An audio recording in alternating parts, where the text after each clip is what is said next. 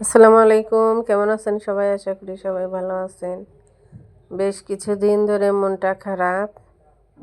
বেশ কিছুদিন ধরে আমি আমার বাবা মায়ের কাছে আছি। 5টা আত্মার একটা আত্মা বাবা মার কাছে পড়ে আছে, আর 4টা আত্মায় বাড়ির দিকে পড়ে আছে স্বামী সন্তানকে নিয়ে। তো কি করার, পরিস্থিতির শিকার। তো এই তো দেখতে পাচ্ছেন আমি বড়া বানাচ্ছি। আর এই বড়াটা আমার বাবা খেতে চেয়েছে, মুচমুচে বড়া আমার হাতের। তো বাবা খেতে চেয়েছে বলে চটজলদি এভাবে বড়া বানানো হচ্ছে।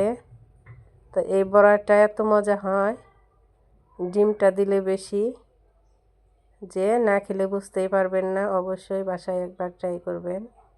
আর যাই হোক, আমার বাবার জন্য সবাই একটু দোয়া করবেন যেন তাড়াতাড়ি সুস্থ হয়ে যেতে পারে এবং আমি বাড়িতে সহি সালামতে তাড়াতাড়ি বাড়িতে চলে যেতে পারি।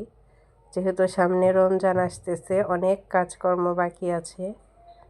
তো সবাই আমার জন্য দোয়া করবেন, আমি যেন তাড়াতাড়ি বাড়িতে ফিরে যেতে পারি।